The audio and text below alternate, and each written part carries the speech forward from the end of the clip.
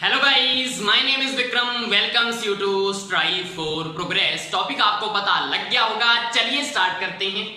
जन्म व मृत्यु दर, बर्थ व डेथ रेट। तो सबसे पहले तो आपको इसमें यह पता होना चाहिए कि इसको कैसे निकालते हैं। इसको निकाला जाता है प्रति हजार में, प्रति 100 में नहीं, प्रति हजार में आएगा।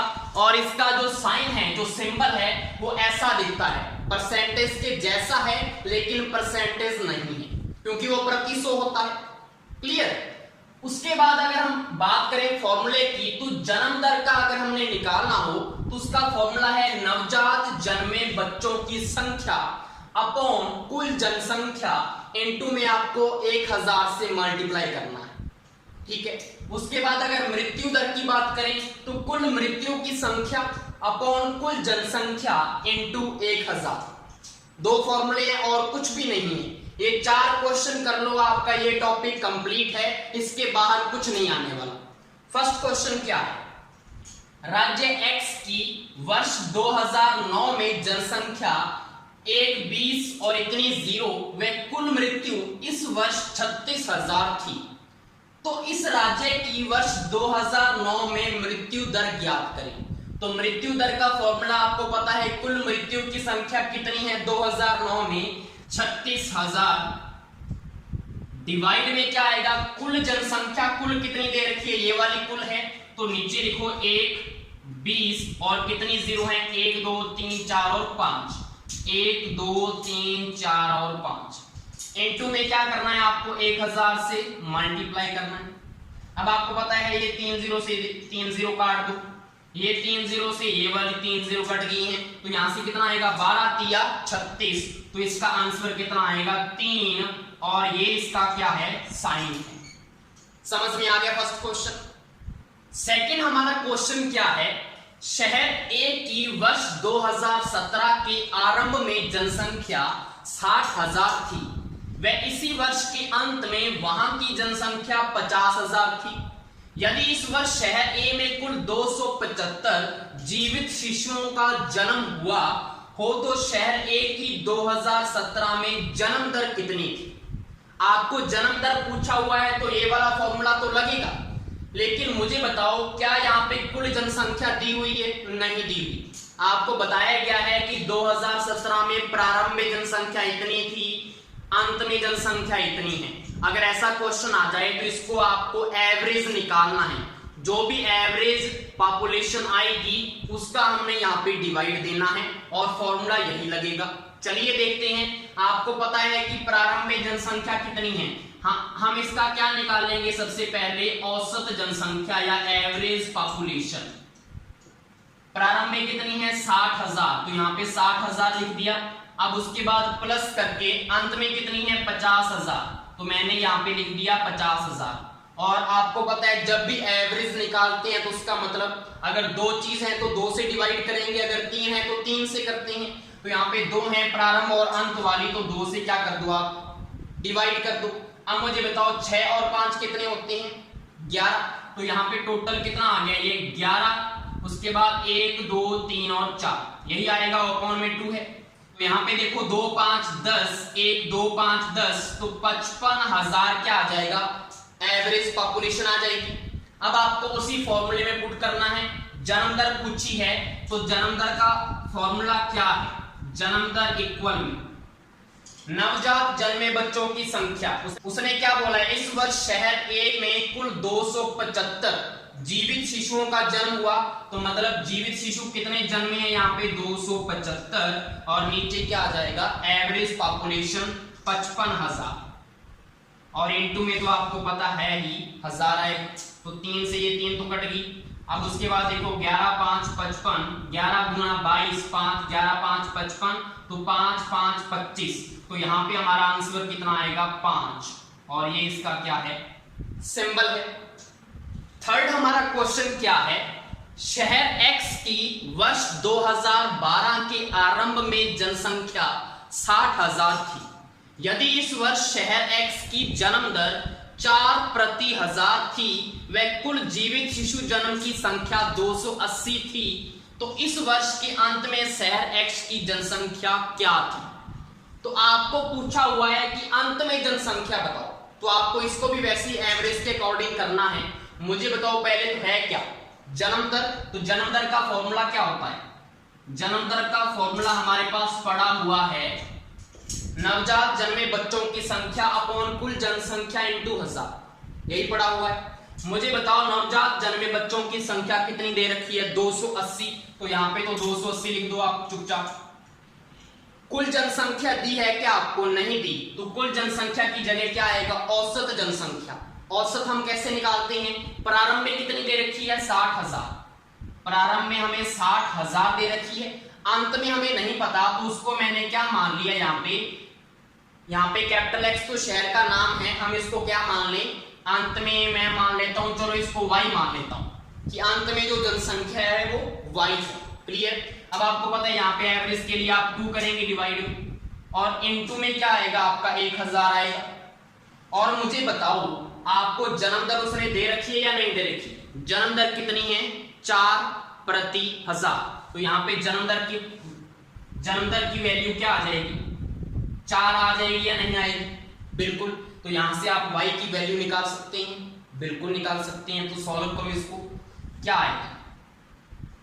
अब आप देखो इसको इधर मल्टीप्लाई कर दो पहले, तो नीचे वाले इसको इस साइड में ले जाएं, तो 4 इंटू में 60,000 प्लस y/2 और इक्वल इधर कितना है? 280 इंटू में 1000, यही होगा। अब क्या करें आपको पता है कि यहां से 2 गुना 4, ये 2 से कट जाएगा, और इस 2 का यहाँ पे क्या कर दे? डिवाइड कर दे। तो यहाँ पे कितना आएगा? 60,000 प्लस y इक्वल में, यहाँ पे अगर 2 से डिवाइड करेंगे तो 2 एकम 2, 2 चौका 8, और 1 2 3 और 4, 1 2 3 और 4, यही बचेगा। अब आपको पता है 60,000 को इस वाली साइड में ले जाओ, माइनस में चला जाएगा, तो यहाँ पे कितना आएगा? 14, 1 2 3 4, और माइनस में 60,000 आएगा, यही आएगा। अब क्या कर लो? इसको माइनस कर लो, कितना है? 1,40,000 में से 60,000 अगर माइनस करेंगे तो मुझे बताओ कितना आंसर आने वाला है आपका?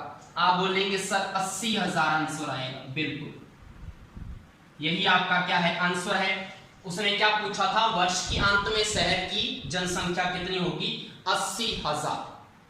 फोर्थ हमारा क्वेश्चन क्या है? एक शहर की वर्ष 2019 के आरंभ में जनसंख्या 1,10,000 थी, वह अंत तक बढ़ के 1,30,000 हो गई थी।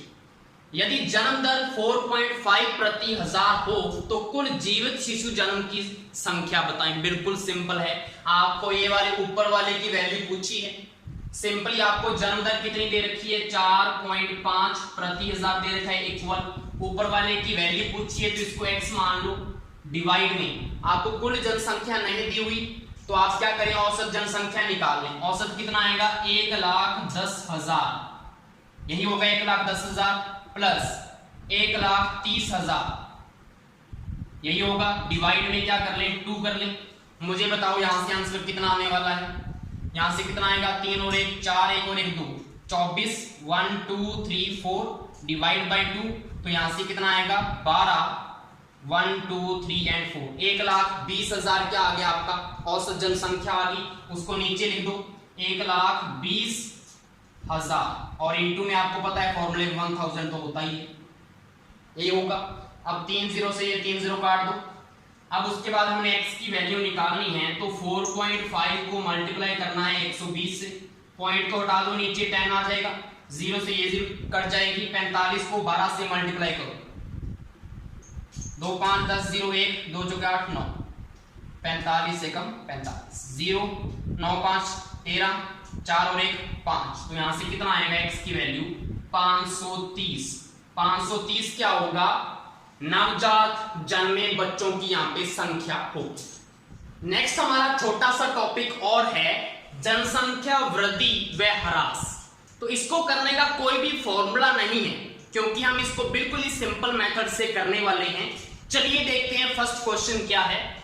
एक शहर की वर्तमान जनसंख्या 20,000 है, वह इसमें प्रति वर्ष 10% वृद्धि होती है। 2 वर्ष बाद यह जनसंख्या कितनी होगी आपको ये बताना है।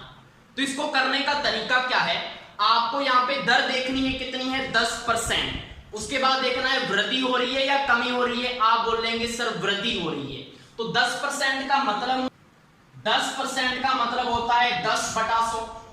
क्लियर, एक 0 से एक 0 कट गया, तो यहाँ पे कितना आया 1/10 आया। तो मतलब क्या है इसका कि 10 पे एक जन बढ़ रहा है, तो यहाँ पे हम इसको क्या लिख सकते हैं 10 का 11 हो रहा है, यही तो है। अब उसके बाद आपको ये चेक करना है कि टाइम कितना दिया हुआ है, 2 वर्ष दिया हुआ है, तो आप इसको 2 बार करेंगे।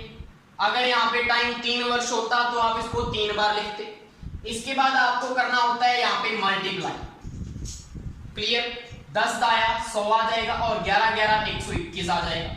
अब ये जो चीज है वो तो आपकी होगी वर्तमान या प्रेजेंट वाली जनसंख्या, और जो ये वाली चीज है वो आपकी 2 वर्ष बाद की, मतलब जो फ्यूचर में होगी, ये वाली फ्यूचर की क्या होगी, पॉपुलेशन होगी, जनसंख्या होगी।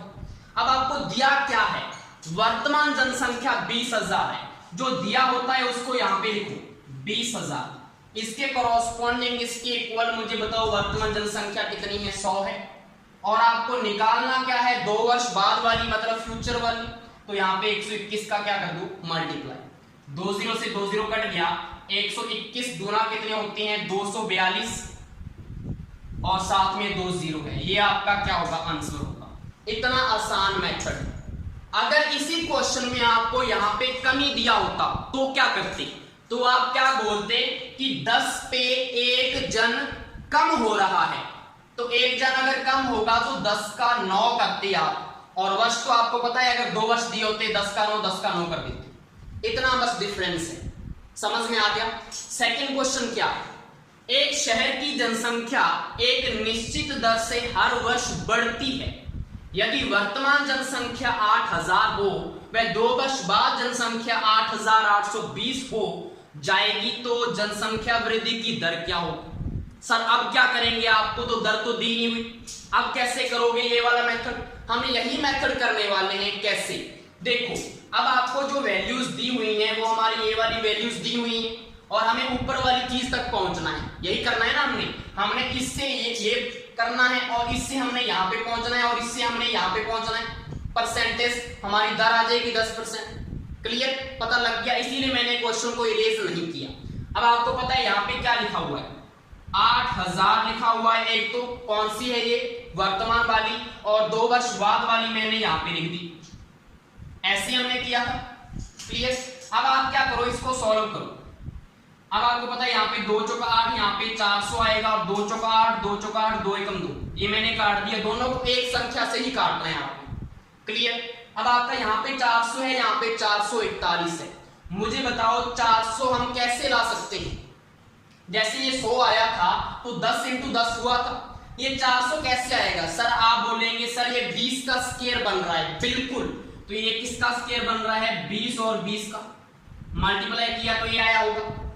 यहाँ पे 441 कैसे आया, सर आप बोलेंगे 21 और 21 को मल्टीप्लाई किया होगा तो 441 आया होगा, बिल्कुल। अब आप बोलो यहाँ पे हमारा ये वाला स्टेप तो आ चुका है, हमने ये 10 का 11 कैसे लेके आए थे 20 का 21, कि 10 पे एक बढ़ रहा है।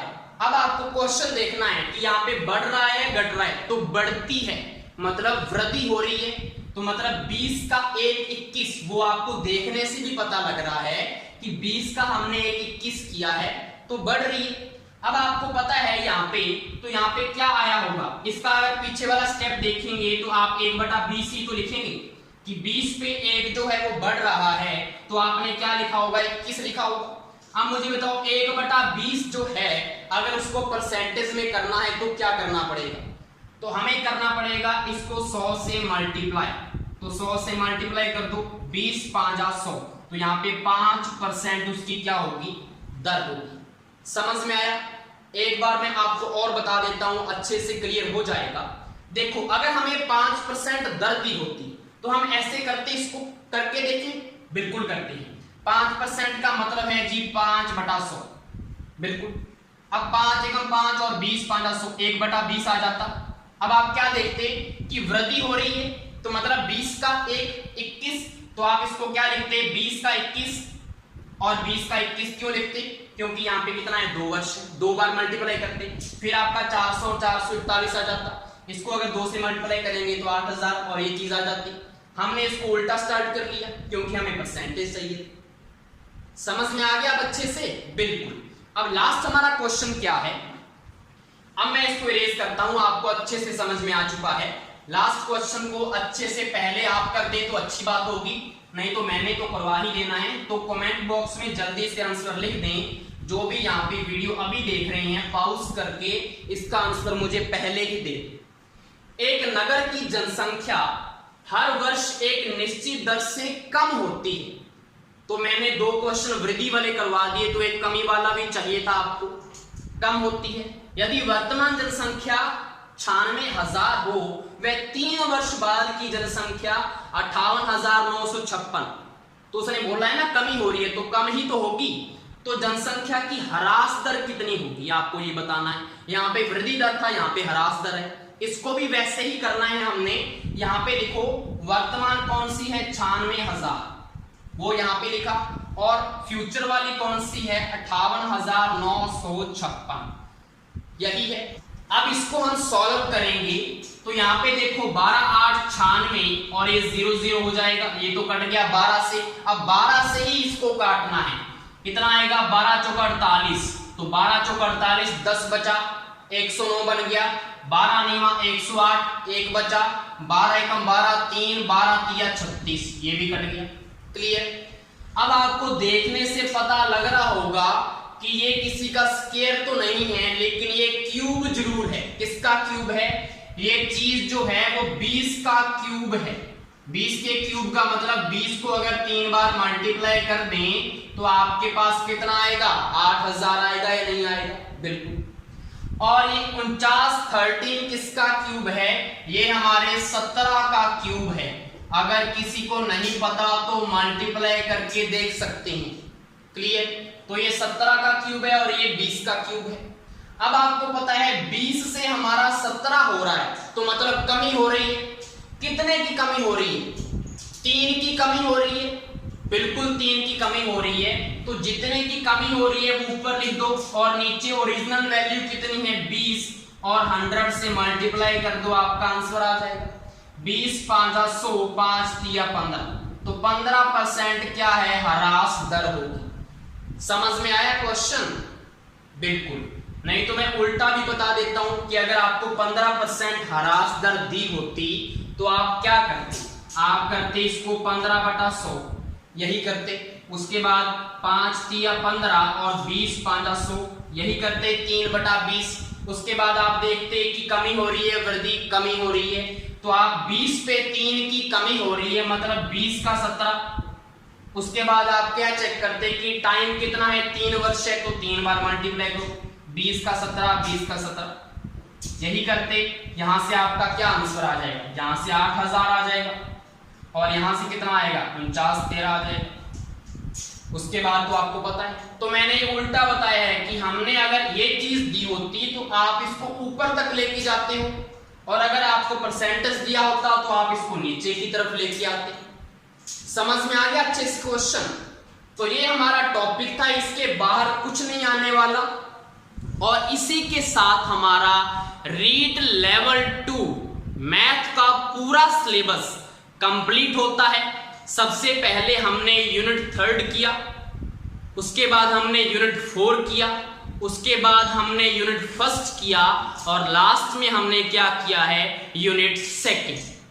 तो इसको ज्यादा से ज्यादा शेयर और सब्सक्राइब और साथ के साथ लाइक भी करें। Thank you.